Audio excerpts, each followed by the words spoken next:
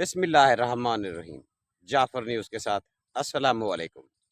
کو خدا تعالیٰ بلند ترین مقام ادا کرے اور حماد صاحب کو ان کی روایت پر چلنے کی توفیق عطا کرے۔ یہ چل رہے ہیں، یقیناً چل رہے ہیں۔ جو ثابت قدمی انہوں نے دکھائی ہے، جس عزم کے ساتھ یہ کھڑے ہوئے ہیں، بے خوفی کے ساتھ کھڑے ہوئے ہیں، یہ یقیناً میاں اظہر صاحب ہی کا ورثہ ہے۔ تو میں بہت ان کو بھی خراج عقیدت پیش کرتا ہوں اور میاں صاحب کی کے لیے ہر لمحہ دعا کرتا ہوں۔ تو آپ سب دوستوں سے بھی گزارش ہے کہ میاں صاحب ہماری تاریخ کے ایک نمایاں کردار ہیں، ہماری سیاست کے ایک نمایاں کردار ہیں۔ ان کی یاد کو ہم نے زندہ رکھنا ہے، سب کے لیے مشعل راہ بنانا ہے۔ بہت شکریہ جی۔ راجہ صاحب، موقع تو نہیں ہے لیکن بعض باتیں گردش میں ہیں حلقے کے معاملات کو بھی لے کر اور 9 مئی کے معاملات کو بھی لے کر۔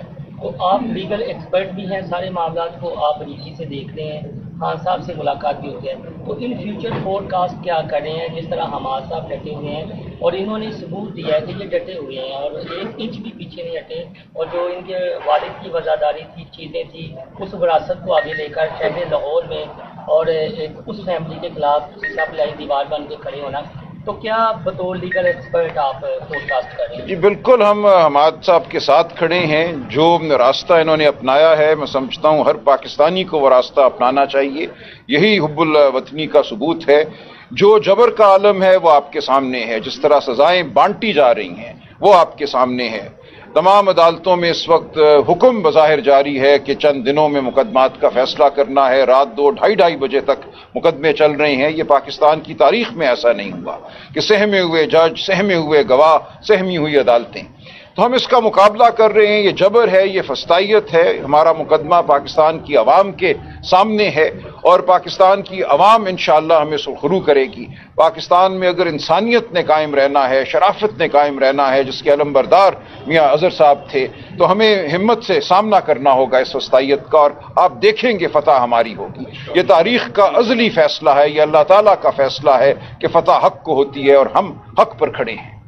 یہ بتائیے گا اپوزیشن لیڈر کو بھی انہوں نے نااہل کر دیا، 10 سال کی سزا بھی دے دیا۔ اسی طرح چٹھا صاحب جو ہیں، میں نے ان کو بھی 25 لوگ اور کہہ رہے ہیں کہ وہ نااہل کرنے جا رہے ہیں۔ اس طرح ایک ایک کر کے تو سب کو نااہل کرتے جا رہے ہیں۔ اس حوالے سے بتائیے گا کہ پاکستان تحریک انصاف اگر اسمبلیوں میں بیٹھے گی یا باہر نکلنے کا فیصلہ کر دیا، کیا لایا مل کیا بنا؟ دیکھیے، نااہل تو یہ نظام اپنے آپ کو خود کر رہا ہے۔ یہ نظام اپنے آپ کو ایک مذاق بنا رہا ہے۔ اسمبلیاں اپنی توقیر کھو بیٹھی ہیں۔ جب جس طریقے سے الیکشن کے رزلٹ کو بدلا گیا، 8 فروری کو پاکستان کی عوام نے واشگاف الفاظ میں عمران خان کے لیے ووٹ ڈالا، جمہوریت کے لیے ووٹ ڈالا۔ جو اس رات 8 اور 9 کی رات کیا گیا وہ عوام کے سامنے ہے۔ وہ ایک ایسا دھبا ہے جو کبھی مٹایا نہیں جا سکے گا۔ اس کے باوجود ہم ان اسمبلیوں میں بیٹھے، ہم نے کوشش کی کہ جمہوری عمل کو آگے بڑھائیں، ہم نے کوشش کی کہ عدالتی عمل کا ساتھ دیں، لیکن عدالتی عمل پر حملہ ہوا 26ویں آئینی ترمیم کی شکل میں۔ پورے اس وقت پارلیمانی نظام کو ایک قیدی بنا دیا گیا ہے۔ ہم نے اس نظام کا حصہ رہنا ہے یا نہیں رہنا، اس کا فیصلہ تو عمران خان صاحب بھی کریں گے۔ ہم اپنی جگہ کھڑے ہوئے ہیں، اپنے اصولوں پر کھڑے ہوئے ہیں۔ ویسے 5 اگست کو کون پنجاب سے لیڈ کرے گا؟ پی ٹی آئی کے حوالے سے کوئی پلان بنا لیا آپ لوگوں نے 5 اگست؟ دیکھیں، 5 اگست جو ہے یہ پورے ملک کی کال ہے۔ ہم نے کسی ایک مخصوص مقام پر پورے پاکستان کو نہیں بلایا۔ ایسا نہیں ہے کہ ایک جگہ سے دوسری جگہ جانا ہے، یہ بھی ہوگا، لیکن ہر حلقے میں ہر جگہ عوام نے باہر نکل کر اپنی حب الوطنی کا ثبوت دینا ہے، جمہوریت سے وابستگی کا ثبوت دینا ہے۔ میری پورے پاکستان سے یہ التجا ہے، یہ گزارش ہے کہ آپ جہاں کہیں بھی ہیں، اپنی گلی میں، اپنے گھر کے باہر، اپنے چوراہے میں نکلیے اور اپنی آواز بلند کیجیے۔ یہ آپ کا بطور انسان بنیادی حق ہے۔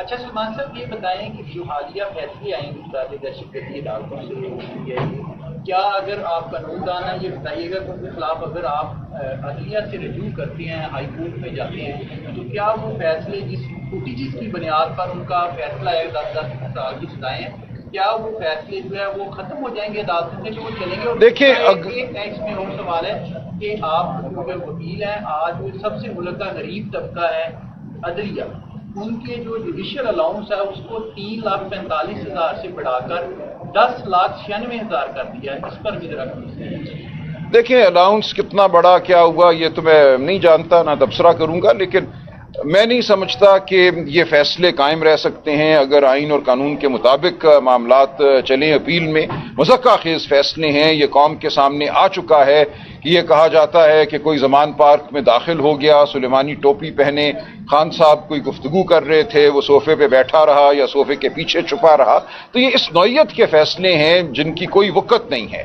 جو فیصلہ آیا پچھلے چند دنوں میں آپ نے پڑھا ہوگا, اس کا پیرا 39 کہ سزا اس بنیاد پہ دی جا رہی ہے کہ انہوں نے انکار نہیں کیا کہ یہ پی ٹی آئی سے وابستہ ہیں, یعنی کہ پی ٹی آئی سے وابستگی کو ایک جرم بنا دیا گیا ہے. جن لوگوں نے پریس کانفرنس کی, دوڑ گئے, وہ سب پاک ہو گئے, ان کے خلاف مقدمات بھی ختم ہو گئے, اور جو کھڑے رہے, پی ٹی آئی کے ساتھ کھڑے رہے, جمہوریت کے ساتھ کھڑے رہے, شرافت کے ساتھ کھڑے رہے, ان کو 10-10 سال سزائیں ہوئیں.